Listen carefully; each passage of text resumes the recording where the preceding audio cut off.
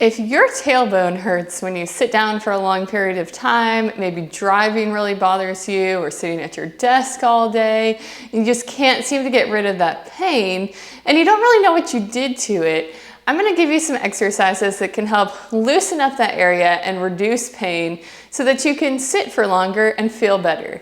So a lot of the times there's a lot of muscles that attach to the tailbone, and those are the hip rotator muscles and the pelvic floor muscles. So sometimes if you hold tension in your pelvic floor or your hips, then that can kind of pull on that tailbone, causing a lot of pain in that area. And it especially hurts when you sit down directly on it, because when you're sitting right on your tailbone, and while it shouldn't be painful, if those muscles are super tight and they're just kind of pulling that tailbone apart, that's going to cause pain in that area. So initially you can sit on like a donut or a soft cushion to help alleviate some of the pain, but you need to do some exercises to really loosen up those muscles, release that tension so that eventually you don't have any pain at all. So I'm gonna go through some exercises. The first one we're gonna grab a block, and we want to really open up that area. So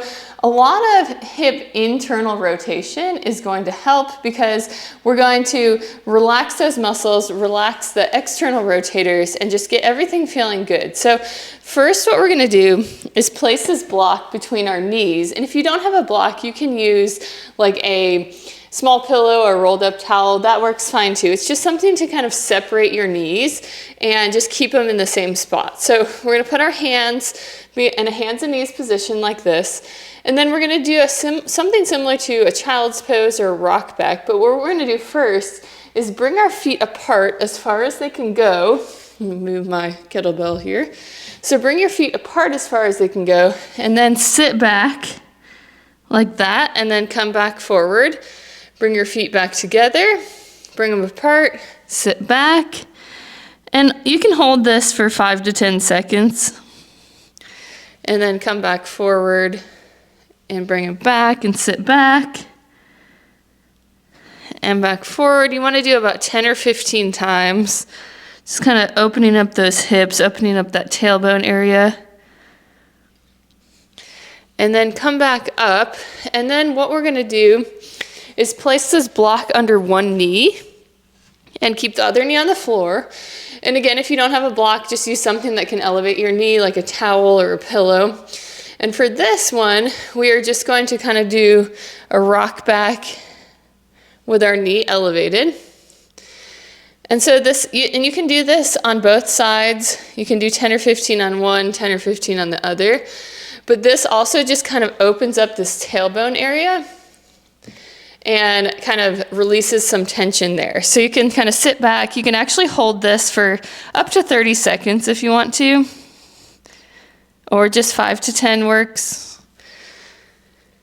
And do that about 10 or 15 times. And then you can go ahead and switch it to the other side and do the same thing on the other side. And then what we're gonna do in this position is keep our block there and do like a cat-cow. If you've ever done a cat-cow, you just kind of arch your back towards the ceiling and then arch it towards the floor. But keeping our knee elevated so that we're kind of separating our hips back here, and it's opening up the pelvic area, relaxing the pelvic floor.